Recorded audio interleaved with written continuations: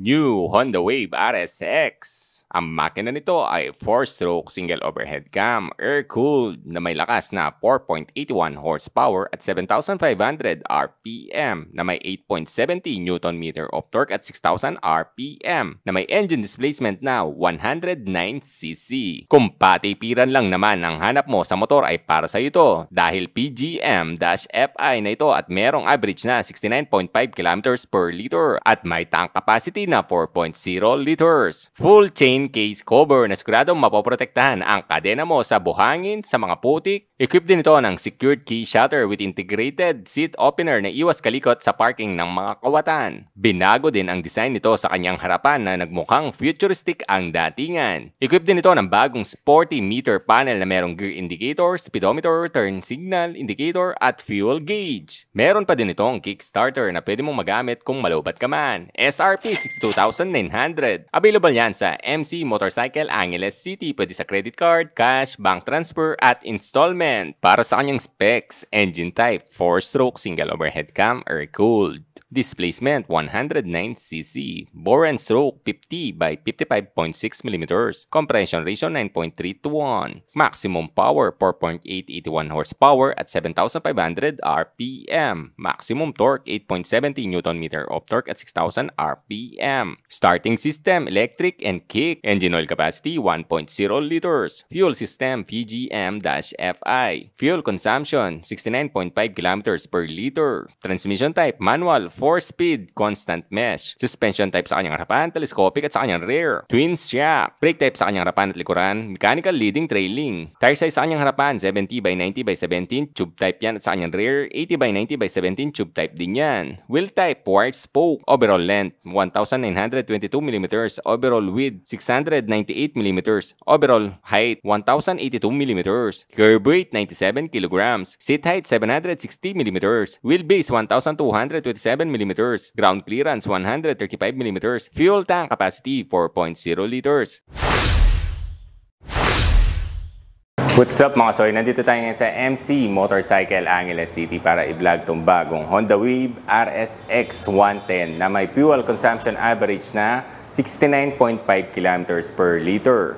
Napakatipid nito sa gas at kung ikaw ay courier, okay na okay ito mga soy. So subukan natin yung seat height niya for reference sa height kong 5'10 or inseam na 32.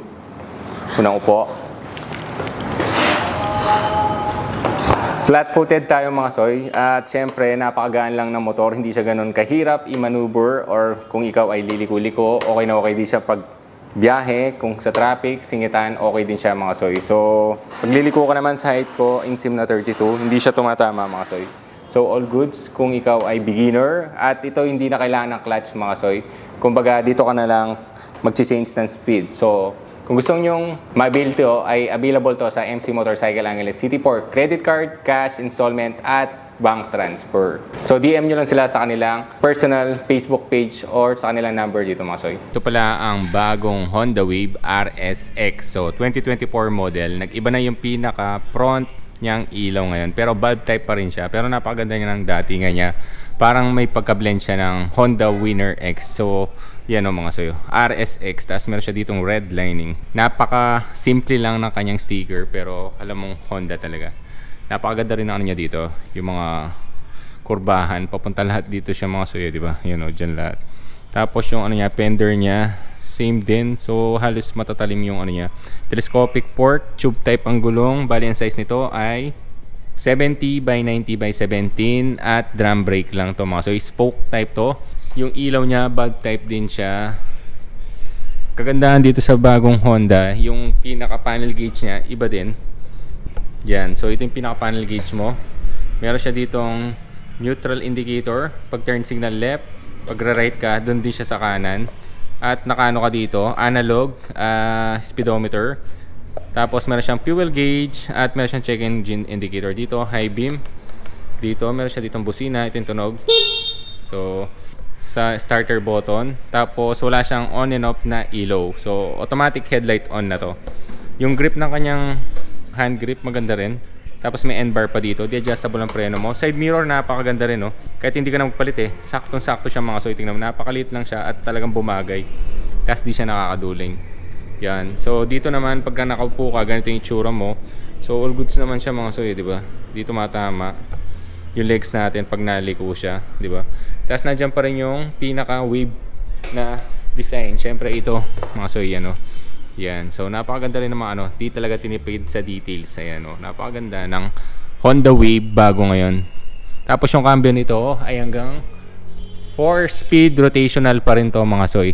Ito pa yung isang nagustuhan ko sa kanya, yung dating Honda Wave ay meron siyang chain guard cover. So, iwas mapapasukan ng putik, bato, yung pinakadena mo. So, mas magtatagal siya mga soy. Yan o, naka-cover siya, di ba? Tapos, dual suspension na rin yan.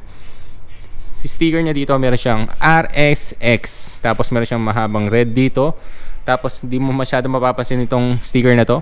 PGM-FI. Fuel injection na to. So, tipid sa gas, sigurado to mga soy. Tapos yung pinaka-footrest ng backride mo okay din. Rubber. Quality na talaga maganda. Taillight. Ito yung pinaka-taillight mo mga soy. So bulb type din siya. Pati turn signal dito. Lahat bulb type. Exhaust mo. Ayan. So may heat guard ka ditong plastic na nag-blend dito. Tapos preno mo is drum brake pa rin sa likuran mga soy. Meron pa siyang kickstarter. Kaganda nito. Kung malubat ka man, pwede mong gamitin to. Tapos may harang siya dito para iwas gas-gas or magpe-fade pag naano mo siya ng inyong paa mga soy. So goods to.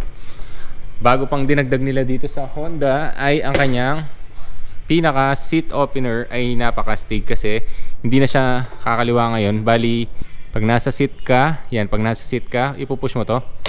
Tutunog na siya mga soy. Stig, no? So ito yung makikita natin, pinaka tank cap niya at yung fuel niya, PGM-FI. At itong kanyang ano, same pa rin naman ng dati eh. Malit lang, wala akong malalagay. Pagdating sa upuan, maganda rin. So, napakaganda ng ergonomics nito. Hindi siya nakakangawit. Chill ride. Tapos may Honda ditong naka-emboss na logo.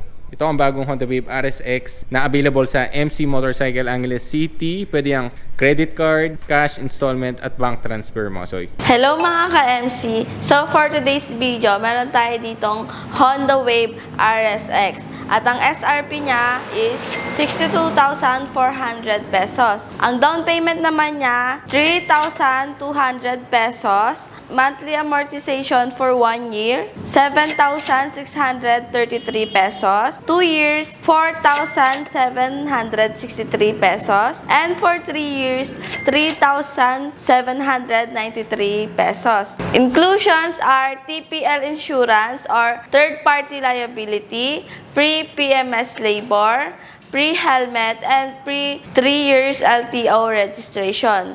List of requirements for private employee, COE with compensation or 1 month latest payslip, company ID, 1 valid ID, and 1 proof of billing. For self-employed naman or business, mayor's permit, 1 valid ID, and proof of billing. And sa mga remittance or pinapadalhan naman, 3 months latest remittance slip, 1 valid ID, and 1 proof of billing. For more inquiries, please call or DM us sa number na nakalagay sa description box. And visit us here in Motorcycle City. We are located here in Unit 1, Hanyals Building, ground floor, PD Guzman Corner, Claro M. Recto, Angeles City, Pampanga. Available sa cash, credit card, and bank transfer, and installment. At dito ko na lang tatapusin ang vlog. Maraming salamat po sa lahat ng nanood. Please follow nyo po ang page at i-share at i-like nyo na rin po. Maraming salamat. Ingat kayo. Ride safe!